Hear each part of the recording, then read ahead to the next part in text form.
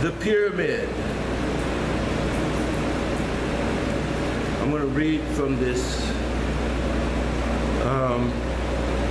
Isaiah 19:19 and 20. In that day shall there be an altar to the Lord in the midst of the land of Egypt, a pillar at the border thereof. And it shall be for a sign and for a witness unto the Lord of hosts in the land of Egypt. Okay? So, it doesn't say who built it. It doesn't say who built it or anything, right? But it says it will sit, and God is giving you the exact place where it will be. It will be at the border. And it will be in the midst, it will be in the middle, it'll be in the middle of the country, and it'll sit on the border of the country, which is where the pyramid sits, okay? The stones that took to build this, it cannot be explained how you can lift a 700-ton stone and put them on top of each other, and you haven't made a wheel yet. You haven't even invented the wheel yet. Okay, so we gotta. I think we won't find out the absolute truth until we get to heaven. But there are things inside of the pyramid that no man could basically understand before building it. I'm going to read one of the passages here. It says, our theme text states that the word that there would be an altar in the pillar in the midst of the land of Egypt at the border. How can something be in the middle and also be at the border? First of all, the pyramid is a monument situated near Gaza in Egypt. The word Gaza in Arabic means border, okay? So that's where it sits, in Giza, right? And it says, survey discovered an additional clue to the riddle while working on a report of the Suez Canal in 1868. He noticed that the Nile Delta is pie-shaped. Plotting the sector on a map, he found that the pyramid is at its exact center of the country. Okay. The remarkable features led him to examine that the monument stands in a more important physical status than any other building erected. It is at the border of the upper and lower of Egypt, and it is at the border in the sector shaped at the Nile Delta. Yet it is in the midst of Egypt at the delta exact mathematical center. So how the country is separated from north to south, measuring from the top of Egypt to the bottom of Egypt, if you measure exactly in the middle, that's where the pyramid sits, okay? But it's written in the Word of God. Now, I feel like this, the Word of God was written before, the Word of God was established before God created the earth. Yeah. So I think God already knew where the pyramid would sit, okay? And I already think that God already knew. We did a study on the heart, the four valves of the heart, and the four chambers of the pyramid, how they're designed the exact same, okay? And work kind of like in the exact same, okay? But I gotta find that study, because my computer went down, I couldn't find it this one, okay? All right, so we're gonna look at the biggest clue that the pyramid is built by God. How many days in a year? 365. 365. Now you ask the scientist, he's going to say 0.2422. That's it. Okay? Now, this started 701 BC. Okay? What were the years before? How did you count a year before? 360. So before that, a year was 360 days was a year. Okay? This is before 701 BC. Okay? So, the measurements, what kind of units they call it? Egyptian units? Okay. Let me read this. The Great Pyramid, well, let's read here. The measurements used by the builder, the pyramid cubit, which divides into the base length of the pyramid, is 365.242 pyramid cubits. This is precisely the number for the days in 1 year, okay? So, the pyramid, when it was built, was measured out to a year. But if a year was 360 days before 701 BC and the pyramid was already built before they came out of Egypt, then that means whoever built the pyramid Knew it was going to change. knew that the year was going to change to 365.2422. Because it's not just 365, it's measured out exactly, okay? It's like scientifically measured out. Okay. Who built the pyramid and why? What do the Egyptians say about the pyramid? It was built and why? They said it was built for what?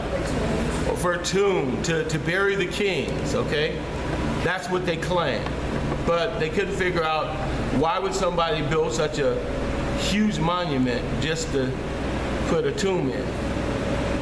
So, let me go.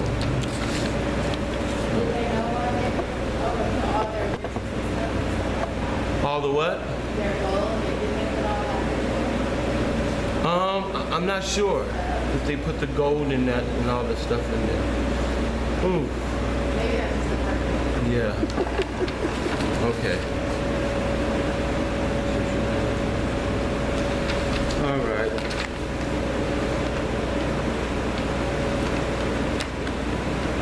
Okay.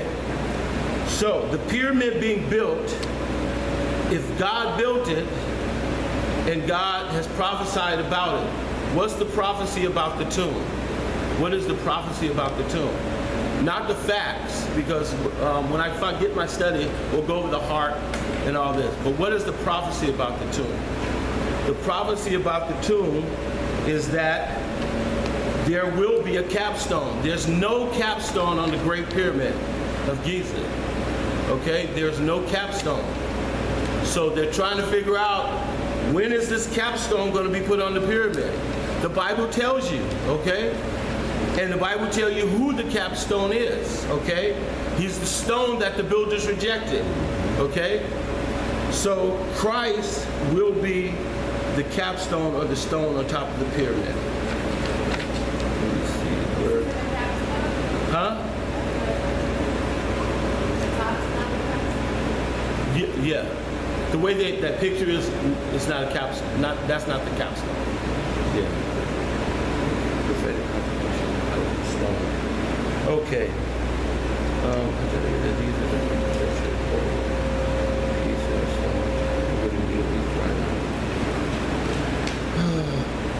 All right, Pastor Ben, I'm not going to be able to do this study because my computer went down and I couldn't get all my information. So let's finish it. Let's finish this study next week, okay? Because hopefully Marcus can fix my computer and I can get all the information. If anybody can, it's him. Huh? If anybody can, it's him. Yeah, because my cousin said, nah, he couldn't put it on there. Okay. We have it on YouTube's, right?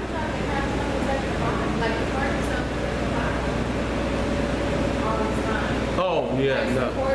Right, yeah, no, it's the top. Yeah, it's the top. Capstone is like. Didn't I record you speaking about the? So it's And in one I of have those. that I gave you a whole paperwork that I did the whole study I'm gonna on look this. for it. If you look for it in yours, look you can for send it to me tonight. Yeah. If I find it, when I find it, I'll look. Which I should have thought of that, okay.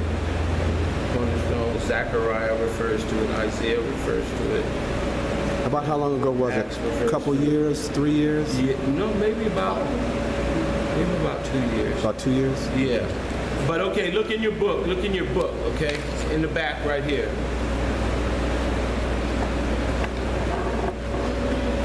Okay? So, if you look at the dollar bill and how it's designed, okay? We'll see how Satan is speaking to, he's speaking the opposite of God, okay? What he's doing is, he's speaking the opposite of God. So let's look at this. You got yours open to the dollar? Okay, let's look at the back of the dollar. Okay. You see where the pyramid is? Yeah. Well, that's not clear enough. Who has a real dollar? Oh. Because I want you to see where Masons is written. Huh? Let me see if I got it.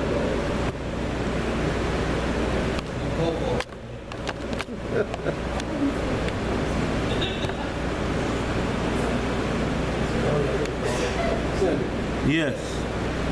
Okay, yeah, let me see that. And then I'll hand it to you.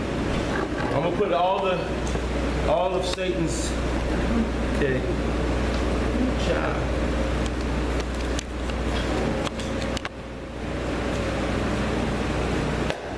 Where are my glasses? Oh, there they are. Oh. Okay. You got the M here that goes over to the A, that goes over to the S, that goes back down to the O.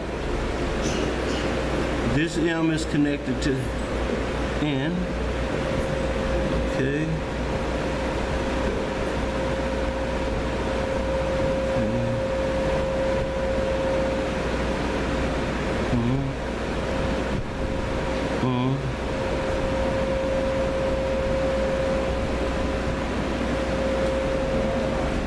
Okay, here we go.